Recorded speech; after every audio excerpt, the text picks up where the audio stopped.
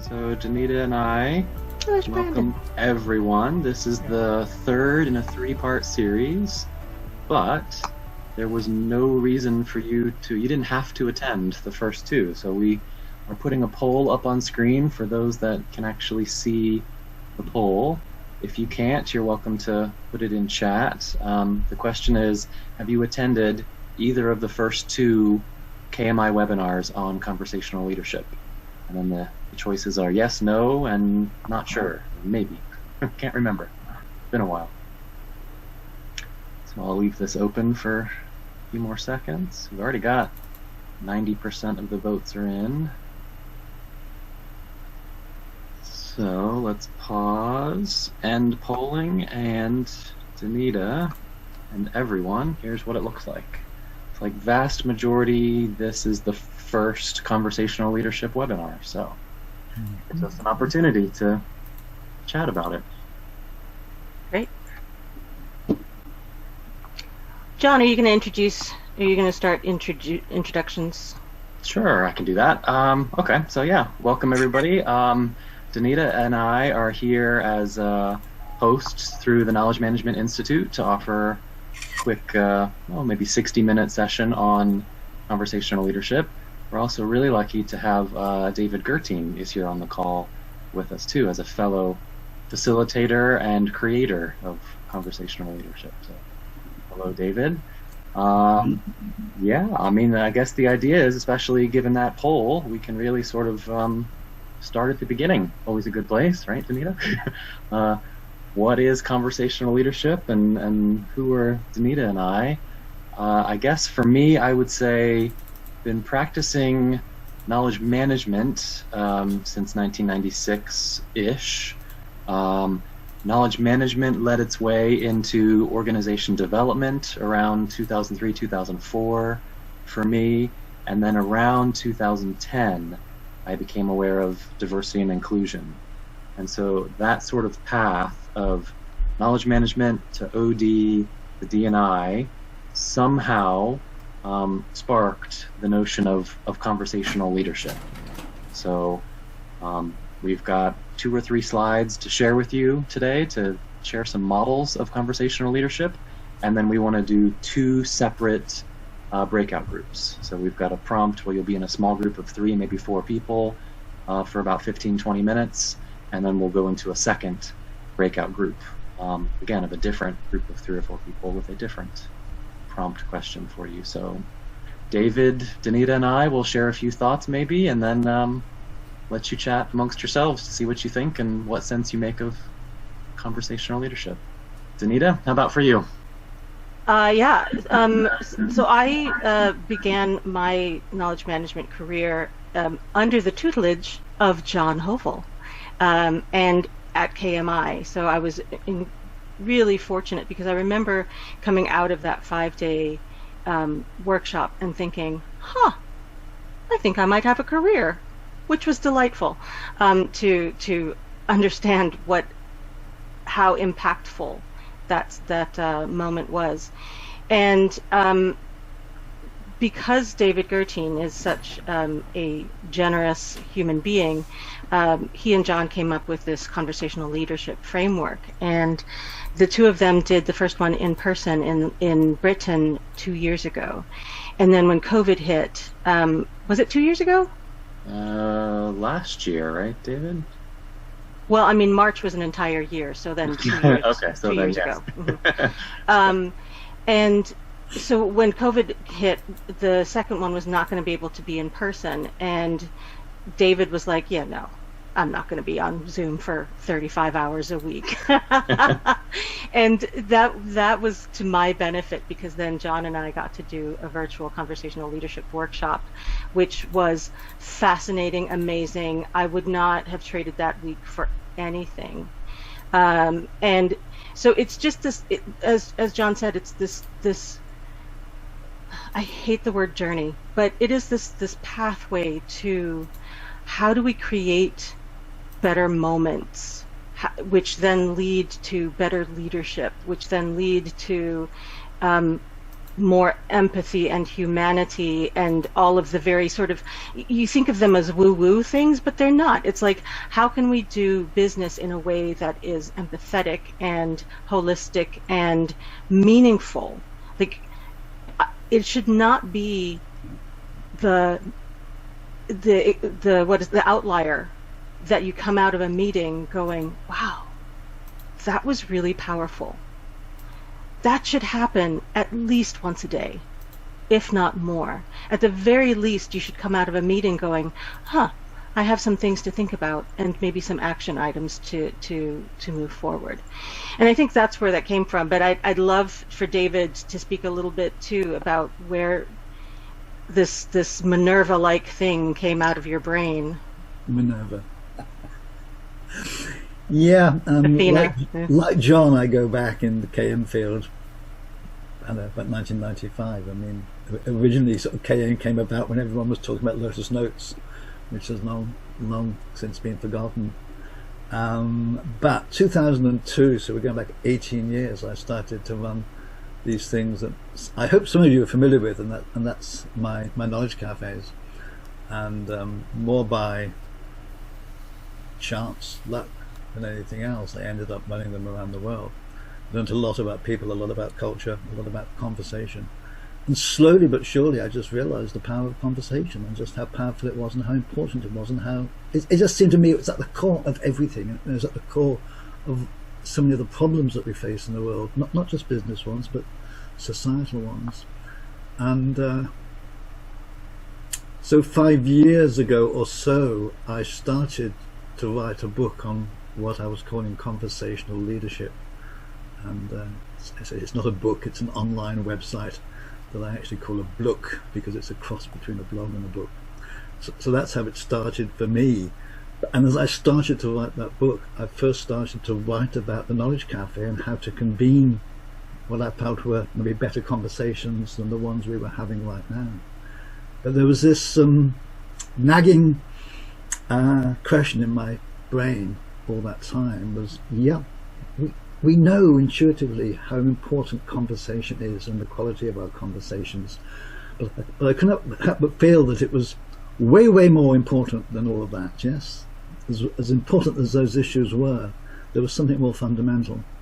And for me, and I won't dwell on this too long, I realized that we'd kind of entered a very complex world. You know, if I look back over just my lifetime, the world has become immensely more complex. You know, it's accumulated over the centuries, but we're living in a very different world to the one in which we evolved.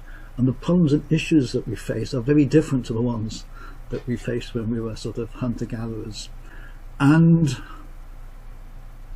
it dawned on me that to make sense of this world, because of the complexity, to make sense of it, you know, in order to make better decisions, we needed to understand it better. We needed to make sense of it better.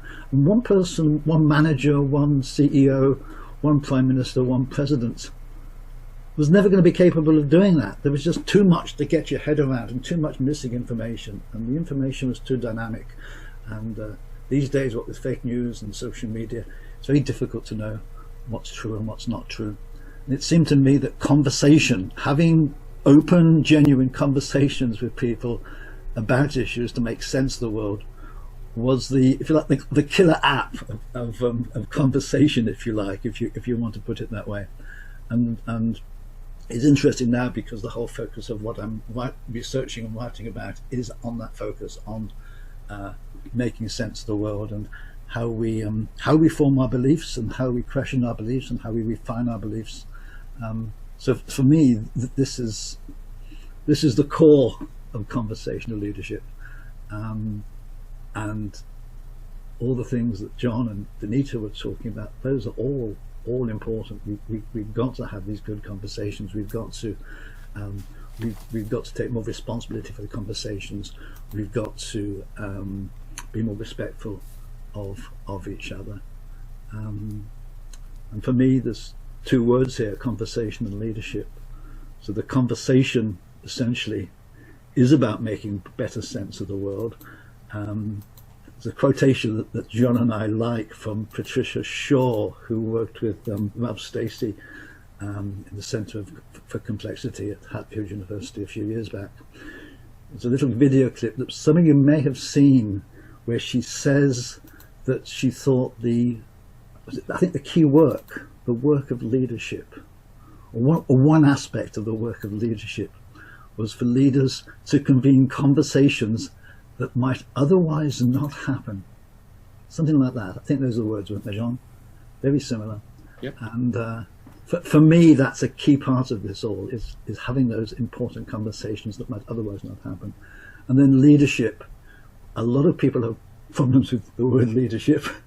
John and I did a face-to-face cafe in London just before COVID, and I got some real stick, didn't I, for the word leadership. So many people didn't like the word leadership, but I think people tend to look at leadership as being a position of authority. But for me, it's a practice. Each and every one of us can step forward and exercise leadership. So for me, conversational leadership is probably about each and every one of us stepping forward and convening those conversations that might otherwise not happen. So I just made that up on the fly. So there we are, John. We have yet another definition of conversational leadership. I was just thinking that was a little bit different than we normally say. Oh, I like it. That was what they call it, just a stream of consciousness. Right. We do have, thank you so much, David, because you're right, stream of conscious on the fly, just like we like to do. Yeah, we swap screens. We have two slides, two models. One, if you've been to the other events, you have seen this one before. And then if you haven't, this will be your first time seeing this one. Would love to spend 5 to 8 minutes on this one. And then the next slide is never seen before. It's a model that came out of the second workshop, because it was virtual. I was going to say in person. So it's never been seen before. So we'd love to show you both of these models, and then that's when we'll go into breakout rooms and kind of chat about what do you notice? Can you apply this? What are your thoughts on these models? So in that background of David's room right now, back when people were allowed to be in person, David and I sat in that room. I sat in that chair over his right shoulder by that window. And Yep. I basically just peppered him with questions and said, I don't get it. Tell me more. What is conversational leadership? What's the purpose? Why are we doing it? What does good look like? What is any response he said, what does that mean? Tell me more. And it must have been hours and felt like minutes that we sat there. And this model came out of that conversation and has now been sort of tested and peer reviewed and vetted over the last couple of years, I guess. So happy to get your feedback on it too. Donita, do you want me to try the outer circle and then you grab the inner circle? Is that good? All right, so it's got 6 major parts to it. So if we spend 30 seconds to a minute on each one, around the outer circle, which is purposefully supposed to look like an egg rolling forward. That's kind of the idea. There's like some forward energy in this drawing here. So the 4 outer areas are context, purpose, enablers, and design. And there's a lot of detail. There's 5 or 10 sub-bullets underneath each one of those. So we've oversimplified it into this model to basically put one core question as opposed to solution or answer or recommendation next to each one of those buckets. So if you're thinking about conversational leadership, you might want to consider the context that you're in, the context of your conversation, the context of your leadership, the context of everything going on around you. So the question there is, in what situation do we find ourselves? And notice it's not I. And it's not in what situation do I find myself. This is meant to be a little bit about self and a little bit about others. And that's a deep part of the conversational and leadership practice. So in what situation do we find ourselves? And all the models and theories and skills of understanding and deeply seeing context that you find yourself in. So that's one area to practice and think about and talk about. Purpose is another one, somewhat predictable. What's the purpose of this conversation right now? Notice the words right now. We come from this, I come, frankly, from this belief of Gestalt psychotherapy, which says the only thing that exists is right now, this moment. All of us here on this Zoom webinar and this hopefully conversation, it's the only thing that exists. The past and the future don't really exist yet. We bring some of the past with us, and some of the future is already here with us. So what is the purpose of this conversation right now? Then you can start thinking about, do I need to be courageous and say, this is not the conversation I want to be having right now, or I don't understand the purpose, or more politely, what is your perspective on the purpose of this conversation right now? That simple check-in is so often skipped and just not considered. It's left up to chance. To include, in most schooling systems around the world, we're expected to have conversations, and yet there's never a bright light shined on how skilled was that conversation? How skilled are you at conversation? You've got things like communications and psychotherapy and marketing and IT and knowledge management, all these fields, but not necessarily a study and a practice of conversation, especially in a leadership kind of mentality. So purpose of conversation and leadership in relationship to context. And then two more, enablers and design. Let's do design first. Design is, were we purposeful in our approach to this conversation? So in conversational leadership, what separates or what's a little bit unique, there's amazing books out there like Crucial Conversations, Healing Conversations, How to Deal with Difficult People. What are some, you all will know others that are really popular out there. Clean Language, Clear Leadership. There's many books on conversations and leadership. Many of them focus on difficult and challenging conversations, which, yes, absolutely conversational leadership is interested in being more skilled at difficult, controversial, sensitive conversations. And conversational leadership is also interested in, how do I talk about the weather? How do I build rapport? How do I make contact with another person? What is the conversation calling for? What is this group calling for right now? It's not only difficult conversations all the time. So it's meant to be quite a broad range of, even me speaking right now, I'm speaking a bit too much, and this is not very conversational. It's too much from one person, right? Like being hyper aware of what's going on in any conversation at any moment. Was it designed? How was it designed? Was that a fit for purpose design? And then enablers is sort of the miscellaneous everything else. What was the mindset, skill set, tool set, spirit set, heart set, mindset? What was everything that you brought in to this conversation, and what did the other person and the rest of the group, was it virtual, was it in person, did you have turn taking, what sort of enabled or disabled or blocked the conversation? All those are 4 areas that we are practicing and shining a bright light on in conversational leadership to become more and more aware and more skilled and adept in those areas. But Donita, how does it all come together in the middle 2 forces here?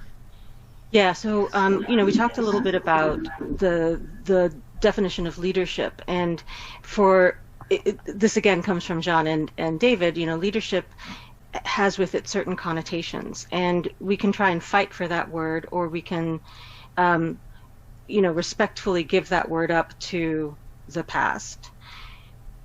And until we find a word that encompasses what conversational leadership is about, communityship comes very close. It's about the we before me, right? So, and where do you find self within the community? So I'm going to take it out of the sort of abstract and bring it into a real life situation for a second, which is that one of my many interests, well, actually one of my core driving principles is around equity, especially racial equity. And so in many of our organizations, we have conversations about moving the organization forward as far as equity is concerned, diversity, equity, inclusion, et cetera, et cetera. Sometimes I find myself in rooms full of people who are talking about equity, about injustice, about liberation, etc. And a practice of marginalization happens in the room. So there's self, me, and there's the community, this group of people. And myself is going, I really didn't like how that came out from that person. And the question for me is, again, purpose, context, enablers, design. Is the purpose of this conversation to move the entire organization forward, in which case my having an issue with how something is stated in that moment has to take a back seat to where we go as an organization? Or is it important for myself to get into the community to say, hey, we can't let this language slip by? And so there's the idea of negotiating self and community, but to the greater purpose of community-ship, of how we have these conversations that are difficult, that make the self feel attacked, make the amygdala go, oh, I'm not sure about what that was about that. Am I under attack? Is my community under attack? So one of the questions that's asked when we do some of these things is like, is this conversation the conversation that we should be having right now as a community? But also, is this conversation helpful or harmful to the community? And it sounds kind of easy, but kind of not, because if you're in a community that has a mindset of exclusion, is that community, is maintaining that community-ship the way to go, or does that community-ship have to shift somewhere else? And so in that conversation, in my organization, my decision was that I would save the self for later, for the broader principle of community-ship to move forward. But as self, I made a note of it and had a conversation with somebody else who used something inadvertently. Is that, John, David, do you have any other things to convey? Good. Great. Just so, a couple, go ahead. just a couple of comments. I don't know how many of you are familiar with the word community-ship. It's a relatively new word, if you like, and it seems a little bit contrived. It doesn't, a little bit like blog in the early days, it doesn't flow readily off the tongue. But it's a word contrived by Henry Mintzberg a few years ago. And if you want to learn a little bit more about it, just go Google community-ship and Henry Mintzberg. And Henry doesn't do, unfortunately, a totally good job of defining it. And the way Henry defines it, he says that you know it when you see it, which isn't the best of definitions. But what he basically is saying is if you go into an organization and you're struck by the energy of the people and the engagement of the people in that organization, then you're experiencing community-ship. Now, I think, John and Donita and I have talked about it. I think there's more to it than that. At times, I think that maybe we should be calling conversational leadership community-ship. If we wanted a brand new word, not that it really matters what the label is. Well, it does to some degree, but maybe it is community-ship. It's about building community. It's about working together in harmony, and all the things that Donita was just talking about. So I just wanted to comment on that, and then I'll just hand you back to Donita in a minute. The other word is the word self here. John and I have talked about this because something I learned about just, again, last year. But John introduced me to it, and that's the concept of use of self. And I think that's a big part of it. And again, you may not have come across this term use of self or self as instrument. And John, would you just like to describe those? Because you know a little bit more about that concept than I do. Sure. I think they're quite important, and I think they're really quite central to what conversational leadership is about. Yeah, we've often joked that instead of calling it conversational leadership, maybe we'd call it conversational community-ship, like you were just saying, David. And Yeah. the other side of that polarity is, as Donita was saying, there's a constant movement. There's a dynamic flow between what's going on for me and this body and this mind and heart and soul and this energy, and what's going on for every other person. And then it's something different that's happening at a group level, right? So it's not just a 1 + 1 = 2. It's the old 1 + 1 = 3, because there's something else going on at a group level. So if you focus on self for a moment, sort of the best, most impactful research and practice we've seen is from Dr. Mayen Chen Judge and a few others that she's worked with, quite a few actually. Use of self as instrument. And I guess the way I've learned from her to describe it is just like I played trumpet growing up. So if you were going to go play a physical instrument like a trumpet, you'd be making a mistake not to study the instrument, not to look at the valves and learn the spit valve and learn how to be sharp and flat, and if it's 3 valves or 4 valves, and how sticky the valves are, and how much valve oil to put in, and what mouthpiece to use, and how heavy a trumpet is, and what about a trumpet versus a cornet. Like, learn your instrument, practice it, study it, make mistakes, make noises, like do the instrument thing. In conversation, your body is your instrument. So how in touch are you with your instrument? What baggage do you bring? What assumptions do you bring? What biases do you bring? When you speak, what impact does it have on others? That kind of use of self, to the point of, I could actually put a link in the chat, or you could just Google the name of Mayen's organization. She's mostly retired and it's all free out there now. Quality and Equality is the name of her company. And if you Google Quality and Equality Use of Self report, you'll get a couple 100-page report that's decades of research that has 9 clusters of how to practice your use of self, as studied by experts around the world. So that's the kind of stuff that we do in the workshop, to say, let's look at these 9 clusters, and then let's look in our own mirror and be really honest with ourselves. Where am I skilled? Where am I aware of myself, and where am I unaware of myself? And can you help me? Because I can't see my own blind spots. Could I ask a question about leadership, or should we wait for the breakouts?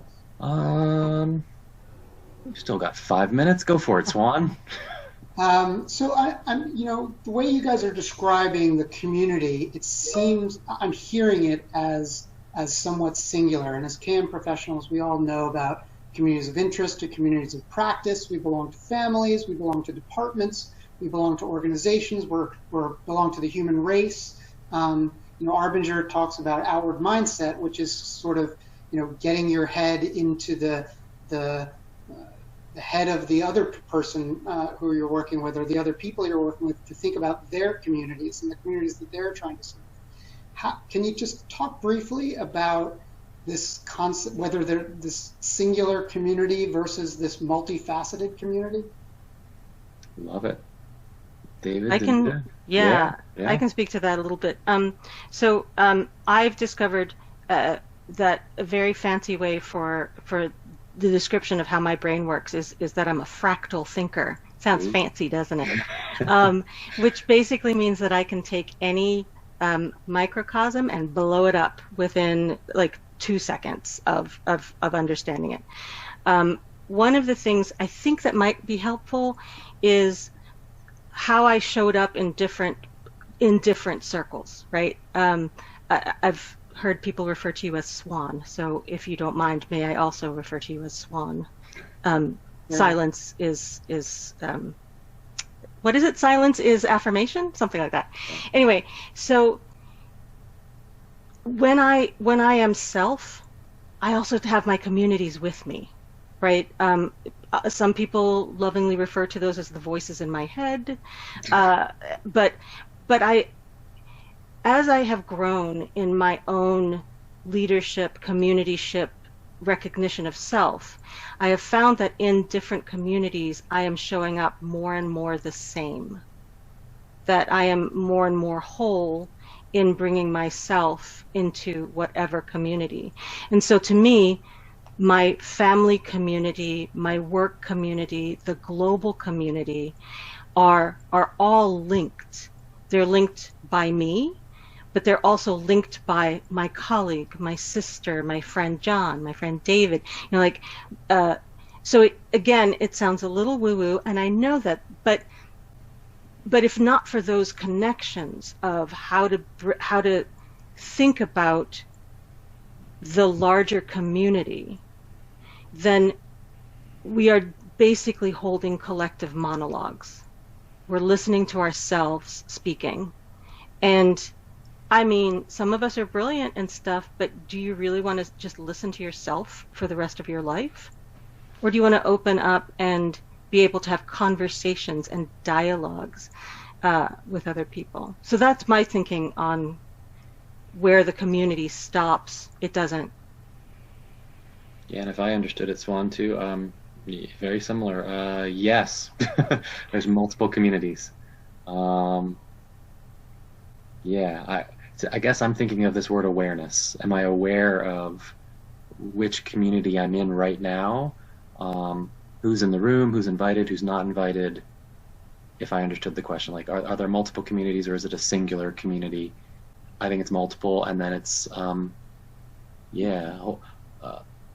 maybe this actually makes for a nice little transition to this one last little model we want to show you, because what I'm thinking is, in a microsecond, processing which community I'm in right now and how I want to speak and level of impact I want to have in this conversation in this community, whether it's the community I'm a part of or if I'm representing some community that I'm not in right now, if that makes sense. So back to, like, it's multiple communities.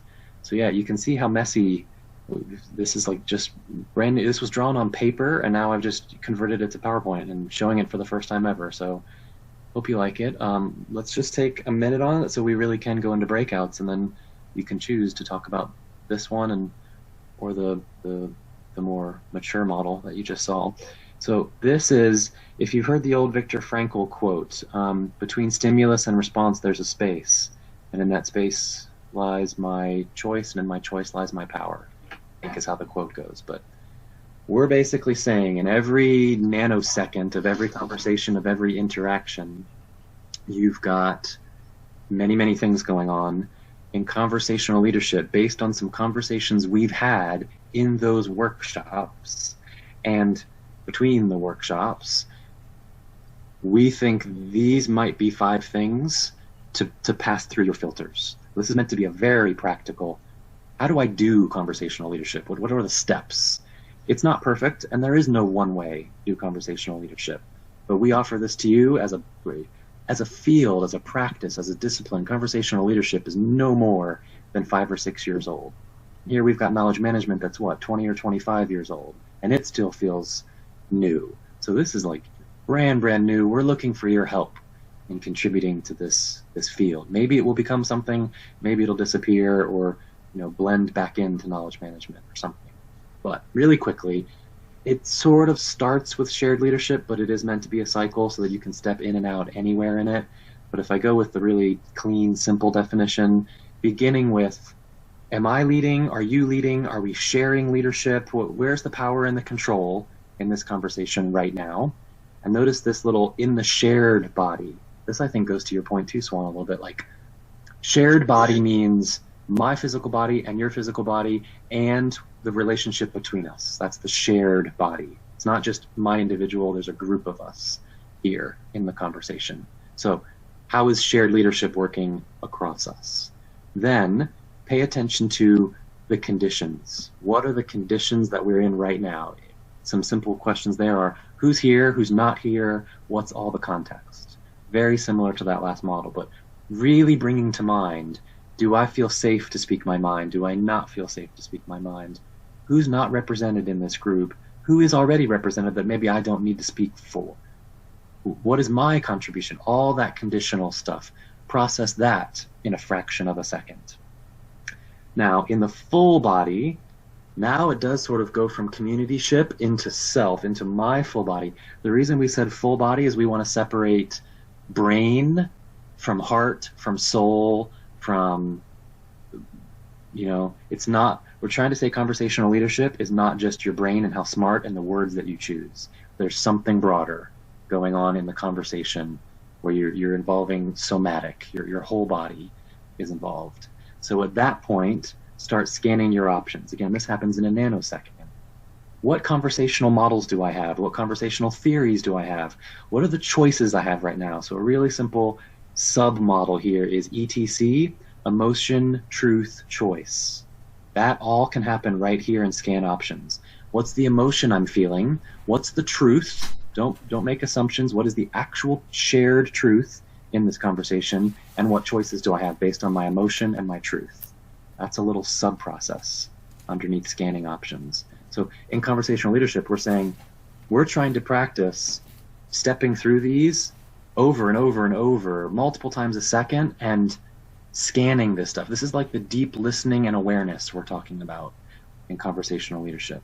And then really quickly, watching the clock, now that you're aware of your options and what's going on for you, again, test for congruence in your full body.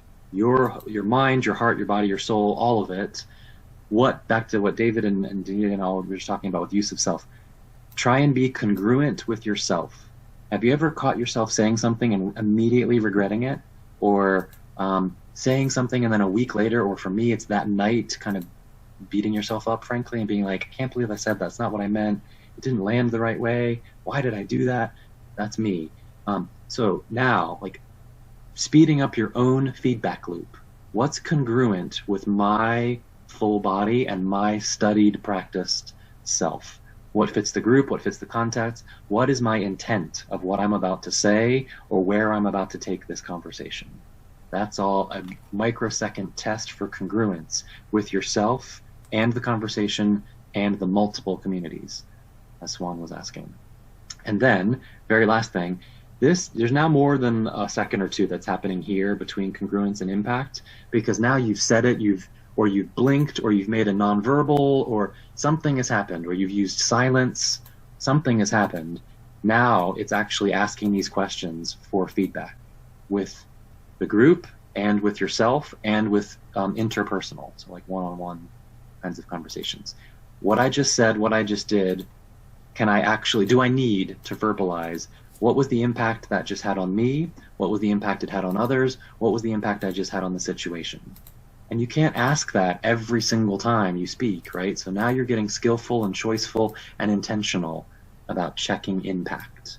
And if you fly through this, our current belief and our practice is, I'll use a Peter Block quote.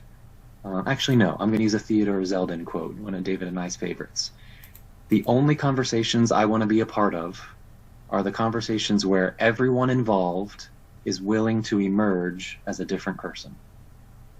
Dr. John Carter calls it contact as opposed to connection. He considers connection to sort of be like soft and gentle, and we can talk and chat and make a connection, but if we make true contact, I've shifted you and you've shifted me. And in this practice of conversational leadership, that's one of our big interests. So yes, thank you, Donita. Time check. Shall we break into small group conversations? That's what I'm thinking. Yes. And the prompt for this question is, as you get this fire hose of information of this new discipline, what do communityship and self mean to you? Very simple question. What do communityship and self mean to you? Clicked the rooms, and if my options are correct, it should take all of you there. Let's do, you want to say 10 minutes, Donita? Does that work? So kind of a quick conversation, and we'll send a 5-minute heads up so you know when you're halfway. So it'll be groups of 3 and 4. 10 minutes. Ready, set, go. All right. Welcome back. I think we're all back in the main room now. How about with these last 5 or 10 minutes, leave it here as a full group and chat about really anything you'd like to chat about. The prompt that Donita and I had planned was, let's see, how might you apply conversational leadership in your life?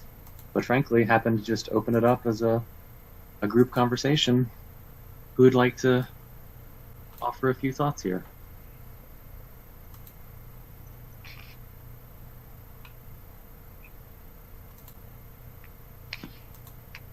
Hi, I'll share. My name is Trisha, and I actually work for the Forest Service. And one thing that our leadership has been putting together is conversations with colleagues, and especially within the virtual area that we have. It started with the George Floyd, and we've opened up our conversations to say how it's impacted all of us and our employees. And it's really taken a really interesting conversation through virtual environment. But it does take, as you talked about earlier, how to build that rapport.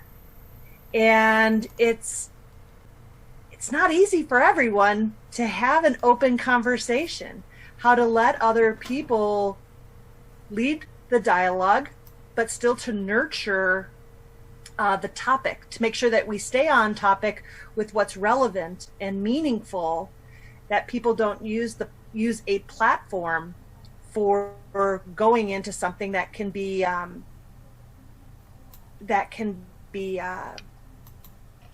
negative, that can be disruptive, and that can be for their own self-worth rather than for the greater good. So I think I've certainly have admired and respected our leadership on how they have been having the conversations.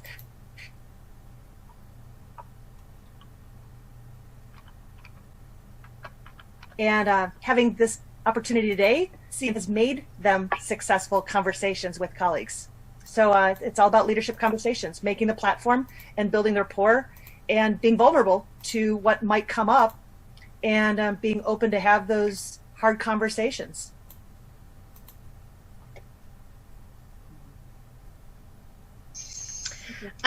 We were talking in our group that the model you shared, to me, it felt like that could possibly be a tool for developing your dual consciousness, kind of that attempt to,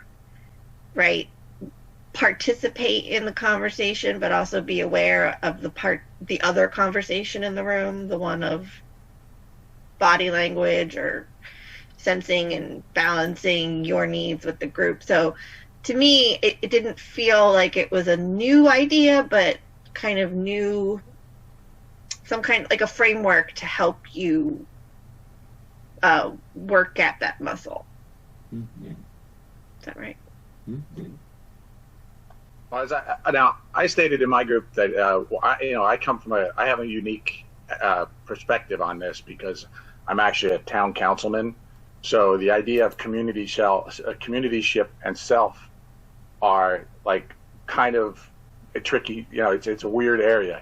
So like the things that I do as far as a councilman benefit the community, but they also benefit me as well. So I can't, my speaking points or the things that I want to get accomplished in town can't be only for myself. They have to be for the greater good of the community, and you have to factor that in. You have to look at that. So it's an interesting take on that. And that's something that, from that standpoint is a little bit different than a business standpoint. But, that's just something that kind of help think about what you're talking here as far as conversational leadership and, communityship and self and that type.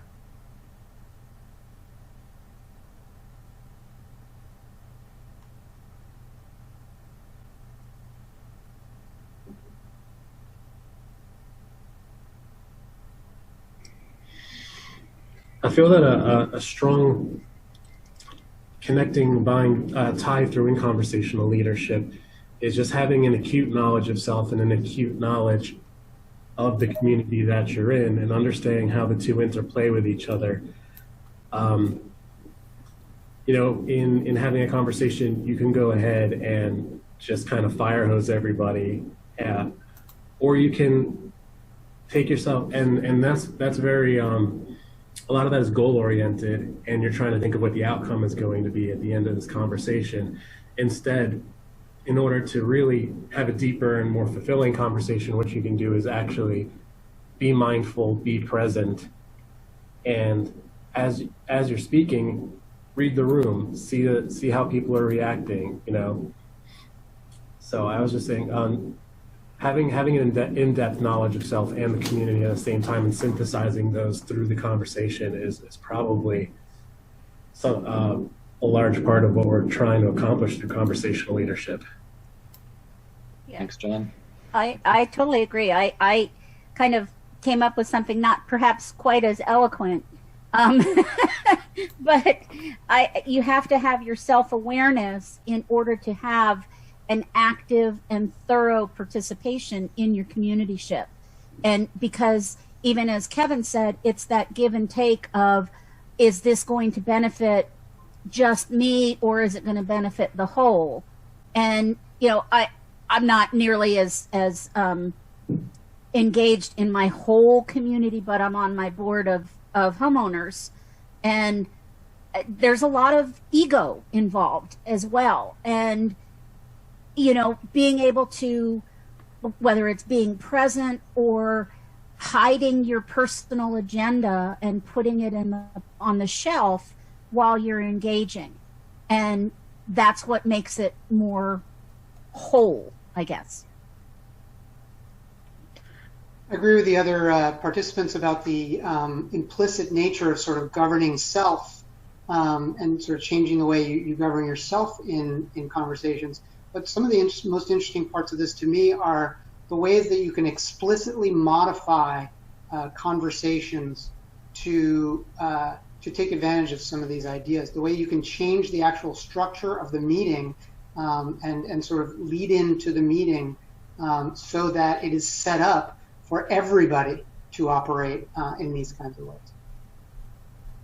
Yeah, and one more quick model for you that we love in conversational leadership. It comes from Dr. Ed Schein. He talks about 4 levels of conversation, and he draws it as a upside-down triangle. And he says that, I guess even his research says that most of our conversations are what he calls transactional conversations. It's about the task. It's about getting something done. I think it was John that talked about actions and goals. And yeah, I think we're all familiar with those. And then he does call it one level deeper, because if you actually look up deep conversations, that I think we've all heard that, but it's actually, you can't find much. What is a deep conversation? It's like we just know it. What does it mean? So his model tries to say level 2, a slightly deeper conversation, involves emotion. And it doesn't mean you need to be crying or yelling or anything like that. And I do see the clock. It's just that you're willing to share an emotion, that kind of conversation. You're willing to say, I think I feel something. It's a little bit deeper. And then you get into an individual, like soulful conversation where you're talking about your identity. And that's like the 3rd level depth of conversation. And then the 4th and final level in his model is shared soul or shared identity.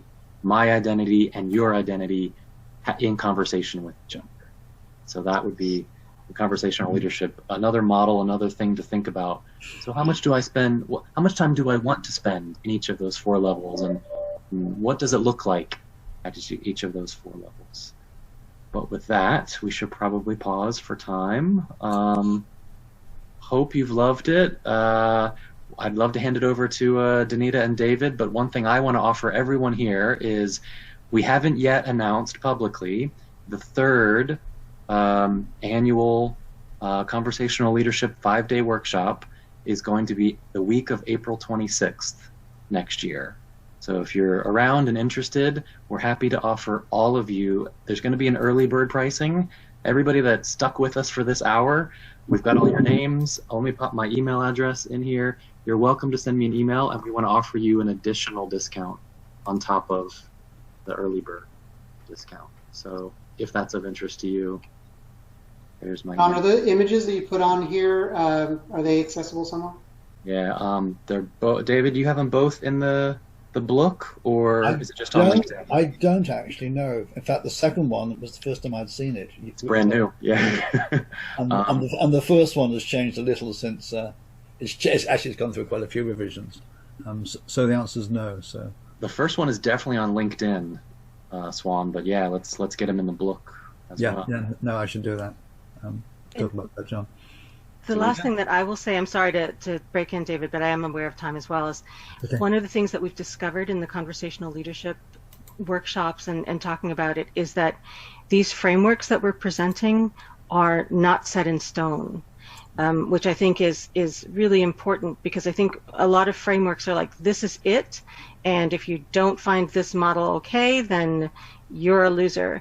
But I think that's really harsh. But I think that if there's something that sparks for you in these frameworks, take it and make it your own. Like, just go with the aim of having better, more meaningful conversations. That's all we care about.